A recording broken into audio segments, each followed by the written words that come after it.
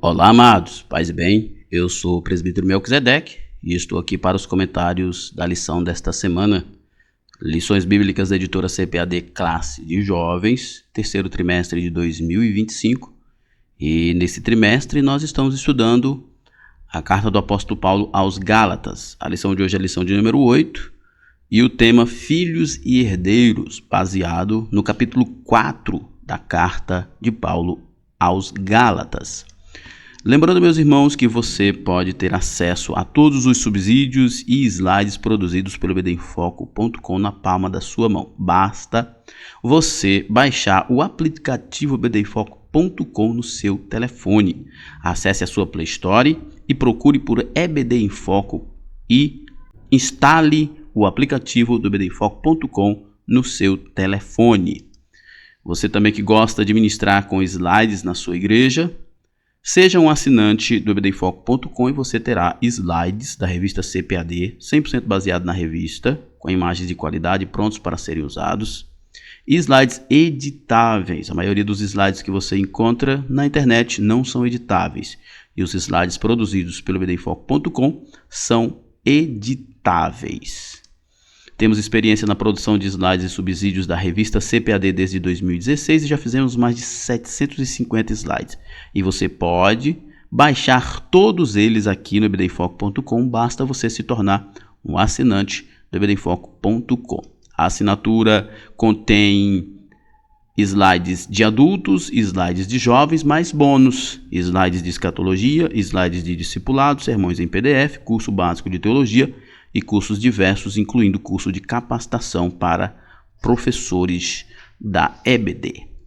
Para mais informações, acesse o site www.ebdenfoco.com ou entre em contato conosco pelo WhatsApp 94984092869. Muito bem, o texto principal da nossa lição se encontra em Gálatas capítulo 4, verso 7, que nos diz assim, que já não és mais servo, mas filho, e se és filho, és também herdeiro de Deus por Cristo. Nós não somos mais servos do pecado, nós somos filhos de Deus e herdeiros do céu.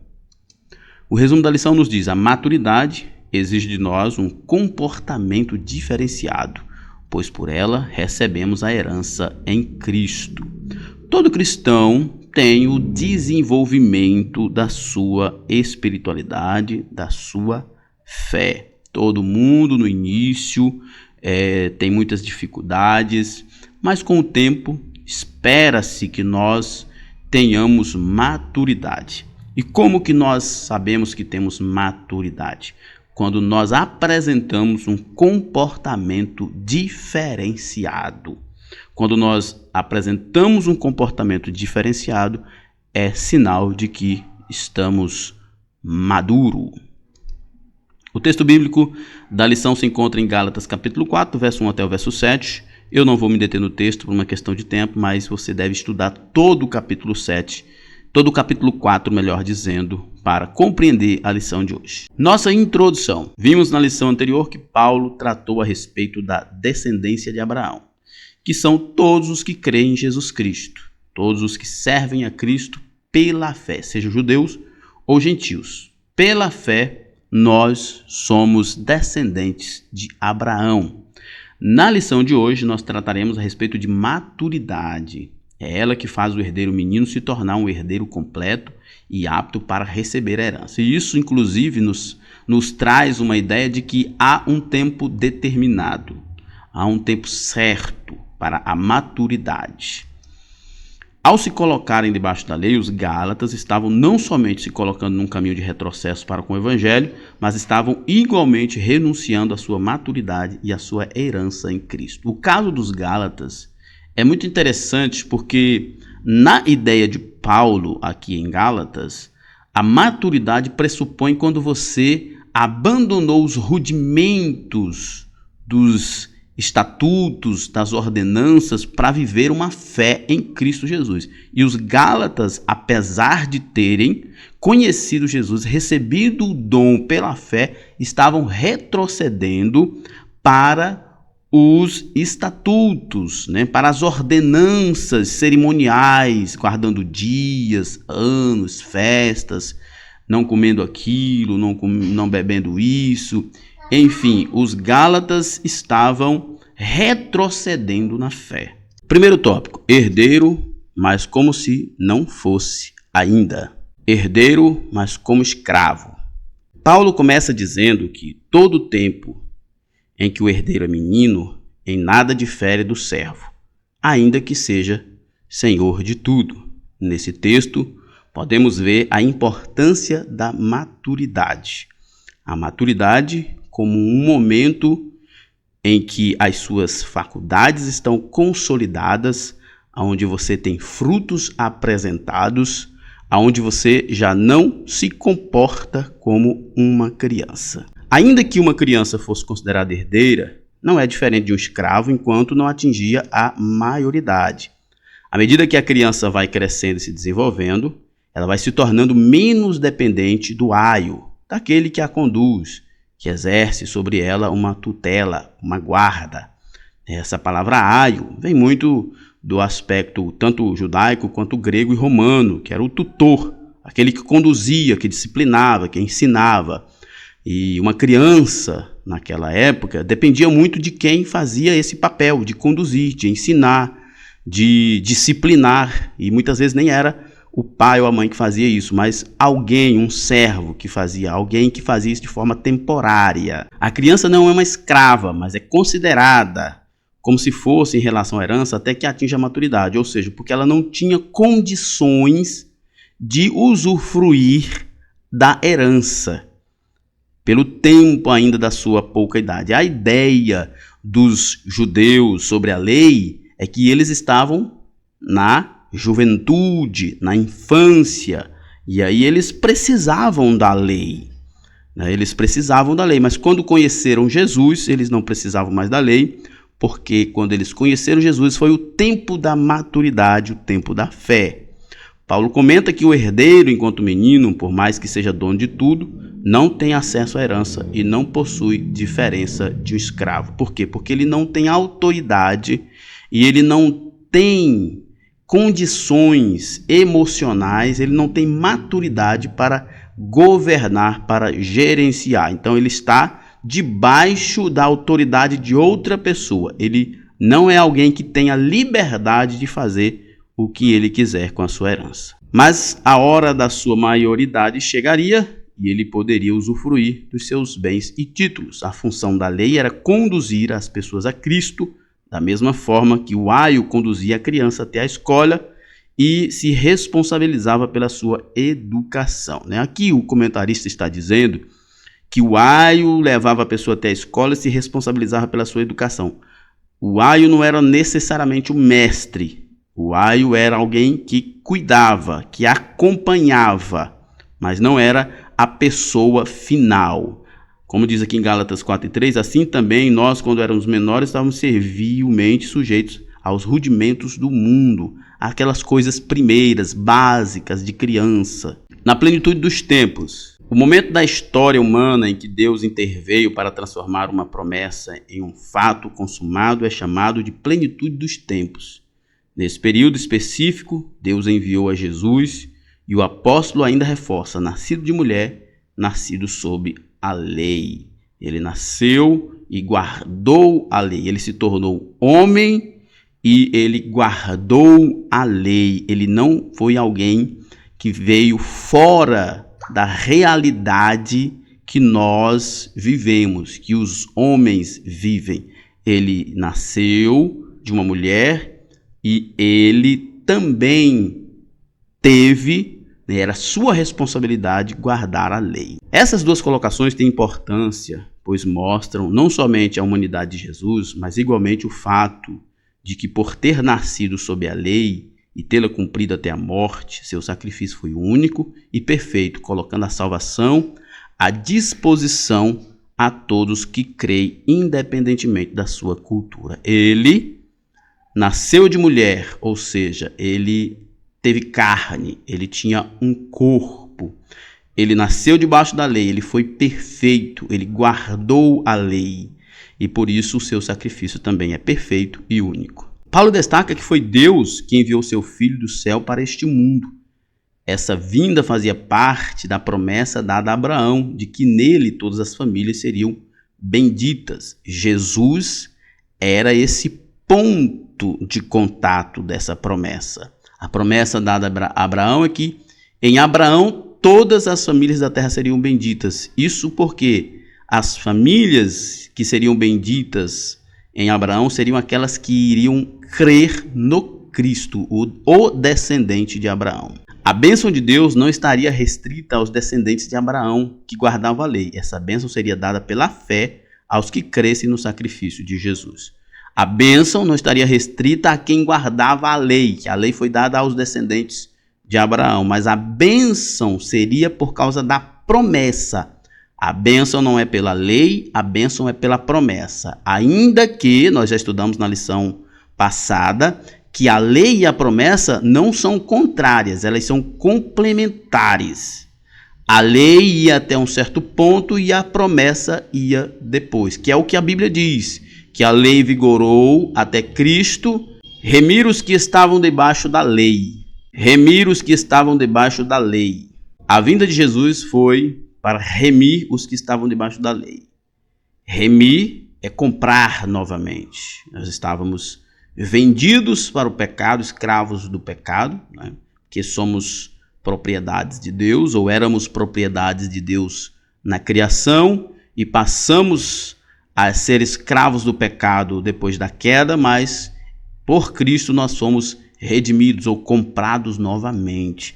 Paulo aqui nos mostra que as ações de Deus sempre têm um propósito. Deus nunca faz nada aleatoriamente. Nessa remissão, Jesus pagou a nossa dívida e com seu sangue nos comprou para Deus. Apocalipse 5 e 9 nos fala isso de forma muito clara. Entoava um novo cântico dizendo: digno és de tomar o livro e abrir-lhes os selos, porque foste morto, e com o teu sangue compraste para Deus os que procedem de toda tribo, língua, povo e nação. Jesus morreu como cordeiro e através do seu sacrifício ele resgatou pessoas de toda tribo, língua, povo e nação. E é importante só lembrar o seguinte: isso aqui não é universalismo de que todos serão salvos, mas é que de todas as partes do mundo pessoas crerão em Jesus e serão salvos. Certo estudioso comentou que os judeus dos tempos de Jesus, de forma geral, consideravam a lei como um capataz cujas ordens precisavam ser obedecidas por temor à penalidade decorrente da infração.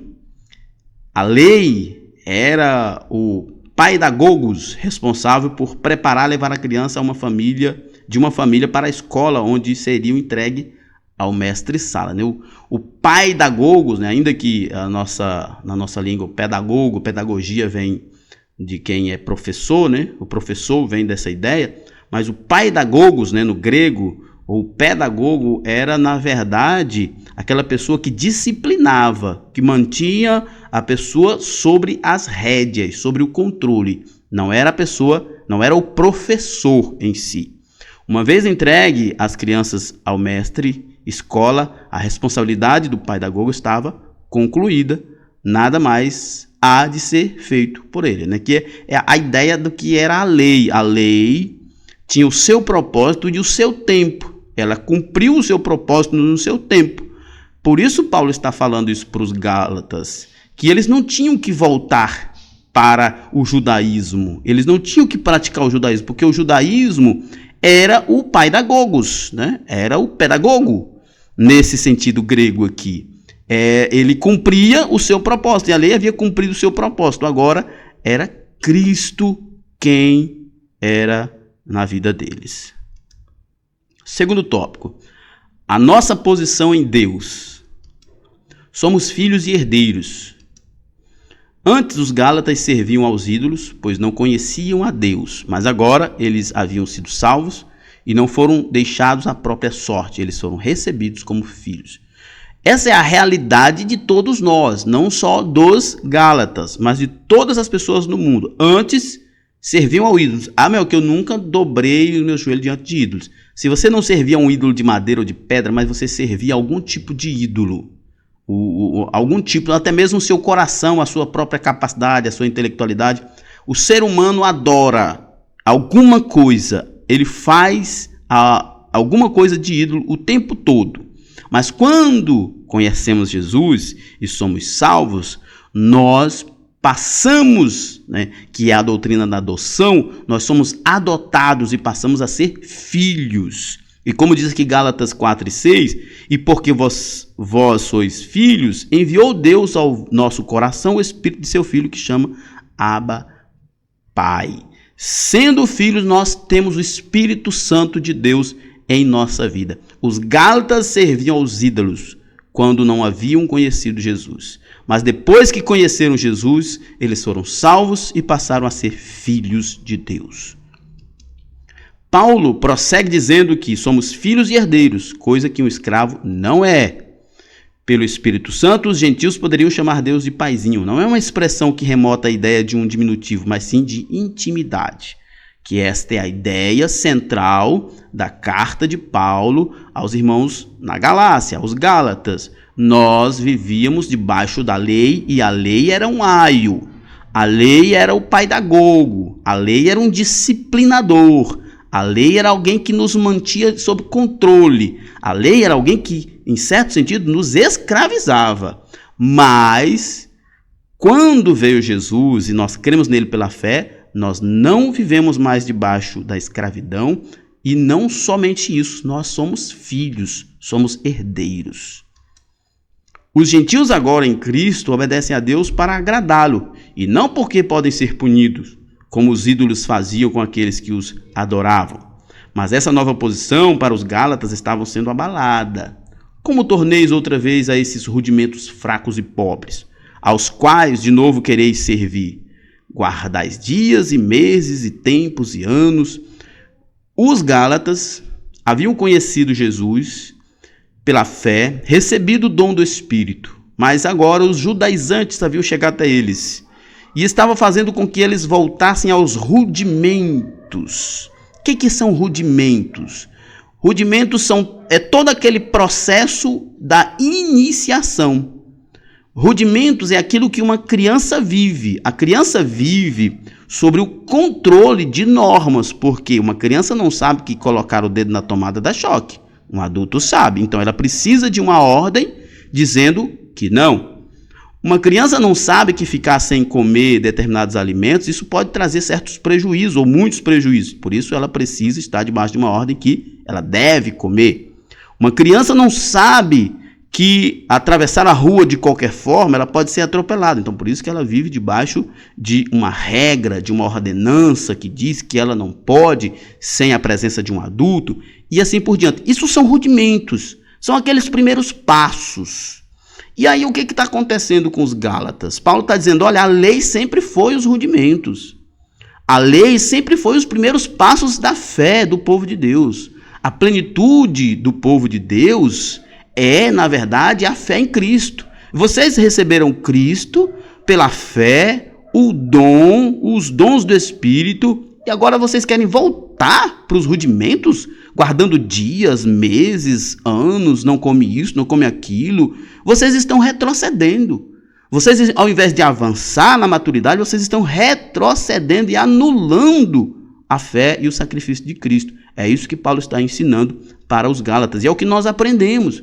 Nós temos que cada vez mais crescermos em fé. Nós temos que cada vez mais amadurecermos e dependermos de Cristo pela fé e não pelo que nós fazemos. Guardando preceitos e regras. Eles eram filhos e herdeiros de Deus pela fé, mas observando a lei de Moisés, estavam como que voltando à época em que serviam aos ídolos. Mais que isso, eles passaram a se preocupar com a guarda das festas hebraicas e os dias santos, uma regra para que a cultura judaica fosse prolongada entre os gentios. Olha só que interessante, o comentarista, alguém pode até desavisadamente ficar espantado. Eles eram filhos e herdeiros de Deus pela fé, mas observando a lei de Moisés, estavam como que voltando à época em que serviam aos ídolos. Por quê? Como assim? Que maluquice! A lei de Moisés não é comparado ao paganismo. A lei é santa, a lei é pura, a lei é divina. Mas a comparação de Paulo aqui é em relação ao poder que a lei tem contra o pecado. Quando você estiver sendo tentado e você precisar vencer os desejos da carne, A lei terá o mesmo poder que o paganismo, ou seja, nenhum. A lei não pode livrar você do pecado. A lei, na verdade, vai mostrar que você é pecador. A lei não pode redimir você, ela não pode dar a você o poder para você vencer o pecado, assim como o paganismo não. O ponto central aqui de Paulo é dizer, irmãos, vocês não têm que voltar para o paganismo e nem correr para o judaísmo, vocês têm que ficar em Cristo. É Cristo que é superior tanto ao paganismo quanto ao judaísmo, porque Cristo é tudo. É essa a ideia, não é ir para um lado ou para o outro abandonando Cristo ou trazendo os dois para junto de Cristo. Cristo é suficiente. Eles aprenderam com os judaizantes a guardar rituais que se iniciavam com datas importantes do judaísmo. O que comer, o que não comer, não deixar de celebrar data tal. Na prática, pouca diferença tinha o legalismo do paganismo, dos ídolos que antes os gálatas adoravam. E é exatamente o que eu acabei de falar, né? Qual a diferença legalismo e paganismo, lei e paganismo? Gente, o legalismo e o paganismo têm o mesmo poder contra o pecado. Nenhum. O poder contra o pecado é Cristo, é a fé em Cristo. Não importa se nós vivemos no paganismo ou sendo legalistas, nós não conseguiremos vencer o pecado, nós venceremos o pecado pela fé em Cristo. É o poder de Cristo que nos dá essa vitória. Não há nenhum impedimento em se guardar um dia para a adoração a Deus. Na verdade, isso é bom, é muito bom. Os hebreus tinham seu próprio calendário e dele se valia para não descumprir os mandamentos. Guardamos o domingo, pois foi nele que Jesus ressuscitou, venceu a morte e nos garantindo que seremos vitoriosos com ele nesse mesmo aspecto. Nós não guardamos bem o domingo, né? Essa é bem na verdade. Porque guardar o dia, na perspectiva da guarda do sábado, era uma coisa muito mais restrita e muito mais dedicada a Deus. E nós não guardamos tanto assim o domingo. Mas nós lembramos do domingo como um momento de celebração, muito mais por causa da ressurreição de Cristo. Mas, na verdade, Paulo diz lá em Romanos 14 que nós não devemos fazer questão de dia nenhum. E nós devemos servir a Cristo todos os dias em tudo que fizermos. Mas a guarda de datas e dias, como o misticismo, não é o que Deus tem para nós. Por mais que separar um dia, se todos nós conseguíssemos separar de fato um dia da semana só para estarmos em comunhão com Deus e com a família, seria muito bom. É óbvio que a gente não faz isso. Mas o que a gente não pode fazer é transformar esse dia em um ídolo. Há algum problema em seguir regras? Não, de forma nenhuma. As regras nos ajudam a saber como nos portar em diferentes contextos e trazer organização, né? É ética. Sem regras não há ética e sem ética não há convivência. Isso é importante. No trabalho, nos estudos, regras como cumprir horário, estar fazendo as suas atividades no departamento onde se trabalha ou na sala de aula onde vai acontecer, ajuda na organização e no bom relacionamento. Mas quando o cumprimento de regras se tornam o referencial de espiritualidade, tal ideia não é correta. É sempre esse problema de transformar o que nós fazemos em virtude. E nós precisamos entender que o Evangelho não é sobre regras. O Evangelho não é sobre o que podemos ou o que não podemos. O Evangelho é sobre estar satisfeito em Cristo. Se você está satisfeito em Cristo, então a pornografia não faz sentido para você. Se você está satisfeito em Cristo, então falar mal dos outros não é uma coisa que é importante para você. Se você está insatisfeito em Cristo, então viciar em telefone, rede social, essas coisas, não é uma coisa que é importante para você. Então você não vai viver dizendo, eu não posso ter WhatsApp, que nem eu conheço algumas igrejas aqui na minha cidade, que os pastores dizem que os crentes não podem ter WhatsApp. Eu conheço igrejas que os pastores dizem que os irmãos não podem ir à praia, não podem jogar futebol, e não pode isso, não pode aquilo. Isso, na verdade, é uma grande ilusão. Porque não é que o crente tem que fazer isso ou tem que fazer aquilo. O crente tem que estar satisfeito em Cristo. E as outras coisas são periféricas. É o que Jesus disse. Buscar em primeiro lugar o reino do céu e as outras coisas serão acrescentadas. Você estando satisfeito em Cristo, aquilo que for necessário, Jesus vai te dar. E aquilo que não for, será descartado. Essa é a ideia. Não é sobre o que pode, o que não pode, devo ou não devo. É sobre estar satisfeito em Jesus. Fraqueza de Paulo quando esteve com os Gálatas. Paulo relembra seus leitores que esteve com eles em fraqueza, uma forma de dizer que estava cometido de uma enfermidade. E por que ele fez isso? Diferente de pessoas que ensinam que quem serve a Deus não pode ficar doente, ou se está é porque cometeu algum pecado, ou porque não tem fé, Paulo nos permite entender que estamos sujeitos às mazelas deste corpo humilhado. É natural. Eu sempre lembro disso, né? Se está em dificuldade é porque foi abandonado por Deus. Paulo, Jeremias, Isaías, os grandes vultos da Bíblia foram sempre abandonados por Deus. Mas é óbvio que isso é uma grande mentira. Nós estamos de fato sujeitos a muitas dificuldades, mas Deus está conosco em todas elas. Ele acrescenta: e não rejeitastes nem desprezaste isso, que era uma tentação na minha carne. Os Gálatas tinham um coração aparentemente disposto à generosidade e à misericórdia, tanto que, se possível fora, arrancaria os olhos e mos daria. Por isso que tem alguns que dizem que provavelmente a enfermidade de Paulo era algum problema no olho, né? Algum problema no olho. Não se sabe esse problema. Sabe que se era um problema físico, uma enfermidade, mas não se sabe. Talvez possa ser alguma coisa relacionada ao olho. A receptividade dos Gálatas foi relembrada para mostrar que Paulo não lhes era um oponente. Ele tinha gratidão pelos Gálatas. A graça de Deus, pregada pelo apóstolo, foi suficiente, não só para alcançar os seus ouvintes, mas igualmente poderosa para que eles recebessem a Paulo como um mensageiro de Deus, mesmo quando estava adoecido. No momento em que ele mais precisava, os irmãos não abandonou eles. Não abandonou ele. E ele ficou muito agradecido e se comprometeu em ensinar sempre a verdade para aquele povo. E os judaizantes estavam se aproveitando dessa boa vontade dos Gálatas para semear entre eles a desobediência. Isso é um problema sério. As pessoas mal intencionadas, elas realmente procuram encontrar pessoas de boa vontade para contaminar sua mente. Isso é um problema e nós devemos estar sempre alerta, sempre atento, porque às vezes a gente recebe pessoas nas nossas casas por educação, mas são pessoas que não são bem-vindas, são pessoas que vêm com más ideias, com heresias, com coisas ruins, que muitas vezes é bom nem receber, mas a gente recebe por educação, mas às vezes seria melhor não ser educado. Terceiro tópico: maturidade e responsabilidade. Inimigo fala a verdade? É possível que os judaizantes estivessem ensinando que Paulo era o inimigo dos Gálatas por falar daquela forma com eles. Mas o apóstolo fazia com o coração de um verdadeiro pastor, não como um aventureiro. Mas às vezes as pessoas não conseguem fazer essa diferença. E tem muito pastor malandro também, que parece pastor, mas são lobo. Mas é bom a gente ter discernimento. E os Gálatas parece que não tinham muito discernimento, eram muito ingênuos.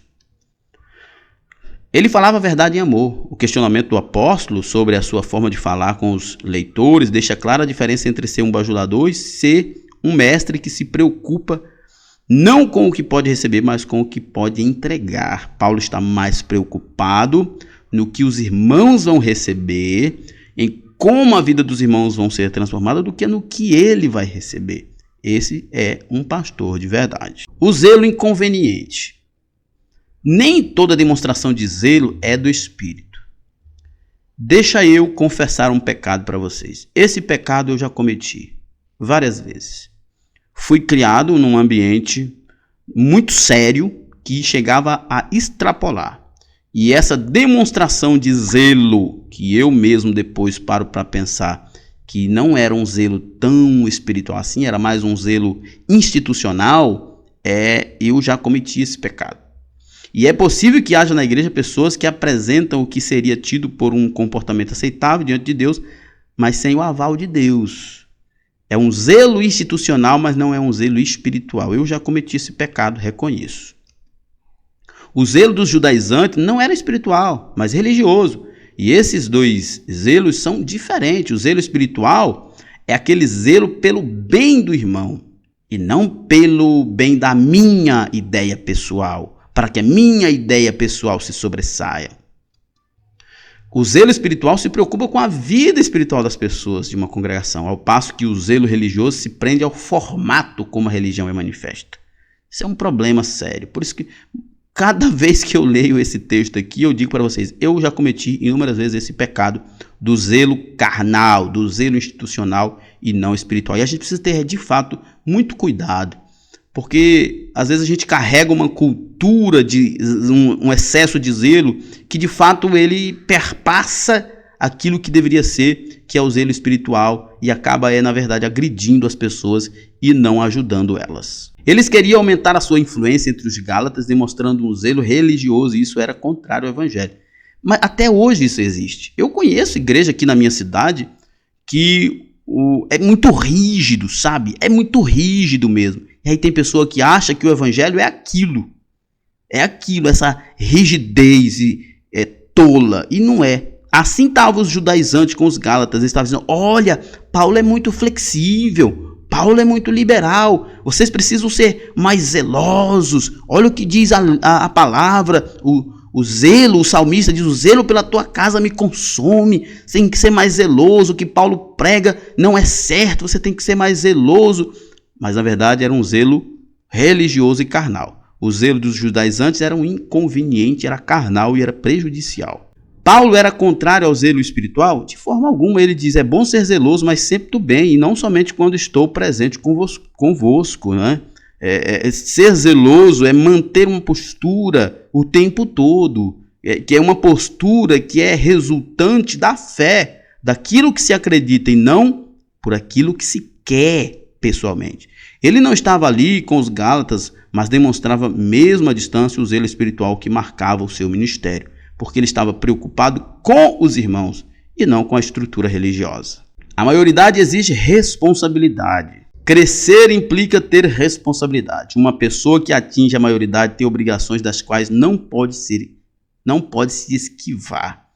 Isso é muito importante. O escritor aos Hebreus diz, né, faz aquela repreensão aos irmãos ali, ó, pelo tempo que vocês têm de crente era para ser mestre e vocês ainda estão precisando de leite. Tem gente que é assim, né? Passa a vida toda e não amadurece. Paulo diz lá em 1 Coríntios 13, quando eu era criança eu falava como criança, agora que eu cresci eu falo como gente grande. Então todos nós precisamos entender que quando o tempo passa, espera-se de nós uma conduta que expresse maturidade, e nós não podemos nos esquivar disso. É possível que uma pessoa tenha direito à herança, mas não possa possuí-la devido à idade, porque ela não tem responsabilidade, ela não tem maturidade, ela não vai conseguir lidar com tudo isso. Por isso que a maturidade é tão importante. Por isso que Paulo diz que para ser obreiro não pode ser neófito na fé, não pode ser jovem demais, precisa ter maturidade para evitar os escândalos, deslizes. Os Gálatas já tinham conhecido Jesus e com o Senhor a maturidade. Agora estavam se colocando como crianças, sendo guiados pela lei e considerados sem acesso à herança. Eles haviam avançado e agora estavam retrocedendo. Eles haviam passado dos rudimentos, estavam na plenitude, agora estavam voltando para os rudimentos. Nós não podemos viver assim. Nós temos que viver em Cristo pela fé. A maturidade tem por preceito a diferenciação da infantilidade. Um adulto não pode agir como uma criança, como se precisasse passar por todo o processo de crescimento e amadurecimento. Nós não temos que voltar para os rudimentos, porque os rudimentos são os primeiros passos. Nós já passamos desses primeiros passos. Nós agora estamos na maturidade, na fé, vivemos pela fé e pela consciência do que Cristo fez e que o que Cristo fez é suficiente. Cremos nisso. De um adulto se espera diversas características como inteligência, experiência, responsabilidade por seus atos, seriedade e conhecimento. Não esperamos isso de uma criança que ainda está em desenvolvimento e não possui essas competências. Sabemos que, de fato, as crianças estão permitidos os rudimentos, porque elas dependem, como eu falei lá. Uma criança não sabe que colocar o dedo na tomada é perigoso e por isso precisa ter uma regra que diga para ela que ela não precise. Uma criança não sabe que assistir TV até altas horas é perigoso, é problemático, então precisa de regras. Mas nós já crescemos, já somos adultos, já somos maduros, não é a regra que nos muda nesse aspecto, é a consciência, é a certeza, é a fé, é a certeza. Nossa conclusão. Nessa lição vimos que Paulo fez ou faz uma comparação entre o herdeiro criança e o herdeiro que já atingiu a maioridade e mostra a importância de se ter o zelo correto para com as coisas de Deus e as pessoas de Deus. Ele mostra o zelo espiritual que caracterizava o seu ministério, que a maturidade tem suas responsabilidades, não sendo, portanto, compatível a uma pessoa madura agir como uma criança para com as coisas de Deus. Muito bem, acesse o site www.ebdenfoco.com, entre em contato conosco pelo WhatsApp 94984092869 para mais informações. Lembrando que na plataforma ebdenfoco.com você tem tudo o que precisa para ministrar uma aula de excelência. Ficamos por aqui, até a próxima. Paz e bem a todos.